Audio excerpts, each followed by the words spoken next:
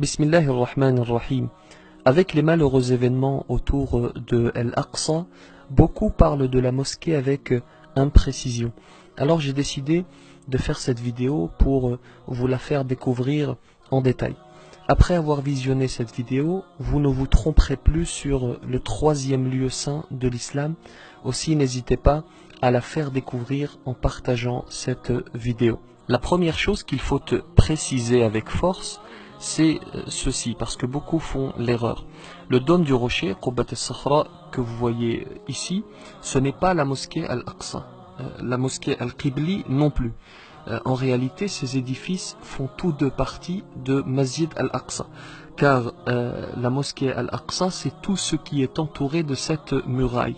Un certain nombre d'édifices, dont ceux que l'on vient de citer, Masjid ou Jami' Al-Qibli, le dôme du rocher, Musalla Marwani, Masjid Al-Buraq, l'esplanade, les jardins, Masjid Al-Aqsa, Al-Qadim, et la liste n'est pas exhaustive. Alors la mosquée Al-Aqsa, c'est la deuxième mosquée qui a été bâtie sur terre après celle de la Mecque. Selon plusieurs versions, elle a été construite une première fois par Adam, d'autres versions indiquent qu'elle a été construite une première fois par les anges, d'autres par le fils d'Adam alayhi salam et d'autres encore par le fils de Nuh, le prophète Nuh alayhi salam. Donc on dit ici Allahu a'lam, seul Dieu sait. Ce qui est sûr, c'est que Ibrahim alayhi salam, le prophète Ibrahim, fut à l'origine de la construction de Al-Kaaba, puisque Dieu dit dans le Coran وَإِذْ يَرْفَعُ إِبْرَاهِيمُ الْقَوَاعِدَ مِنَ الْبَيْتِ وَإِسْمَاعِيلَ.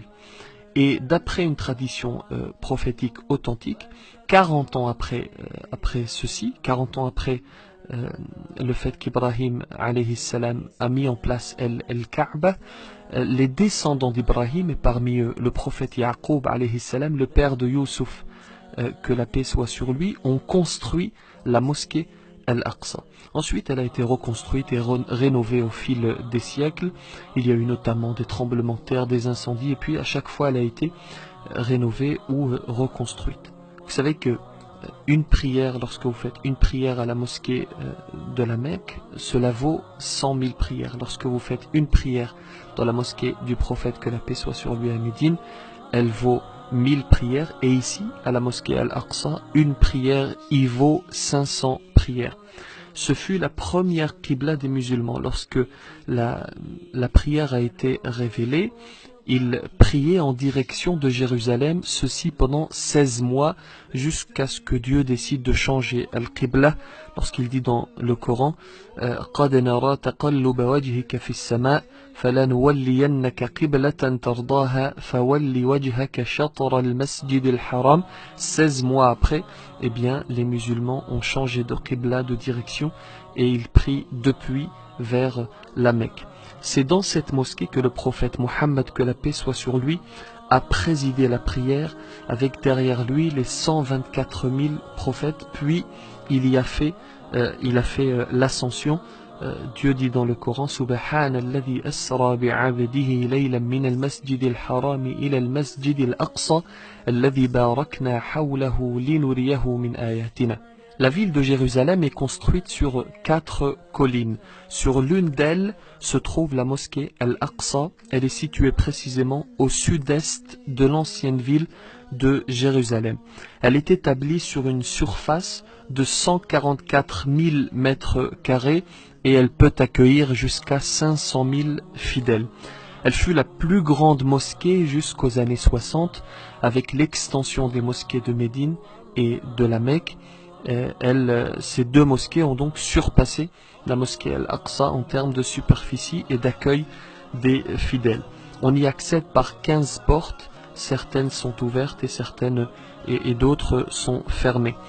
Il y a 4 minarets dans cette mosquée et 15 dômes. Alors voyons la mosquée avec un peu plus de détails. Ici, vous voyez le dôme du rocher dont on a parlé tout à l'heure. Pourquoi est-ce qu'on l'appelle ainsi ? En réalité, c'est d'ici que le prophète, que la paix soit sur lui, a fait l'ascension. Et il y a au sein de la mosquée le rocher duquel il est monté vers le divin. C'est pour cela que l'on appelle cette mosquée le dôme du rocher. Ce que vous voyez au-dessus, c'est de l'or. Il y a 200 kilos d'or qui ont été apposés par le roi de Jordanie, l'ancien roi de Jordanie, le roi Hussein. Elle a été construite par le calife Malik ibn Marwan de 66 à 72 de l'Hégire.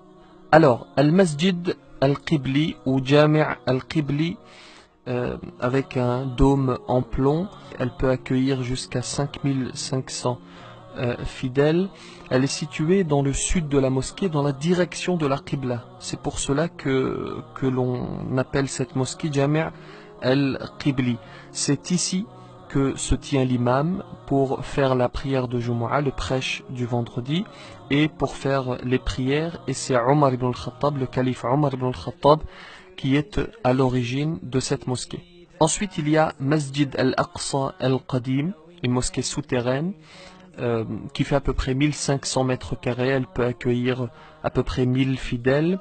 Elle est située en dessous de la mosquée Al-Qibli. Elle était fermée jusqu'à 1998. On l'a réouverte en 1998.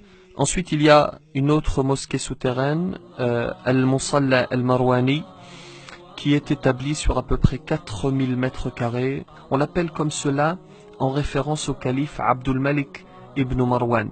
Et pour info, lorsque cette mosquée était sous le contrôle des croisés, on en avait fait une écurie pour les chevaux, puis par la suite ça a été modifié et aujourd'hui les fidèles peuvent y prier.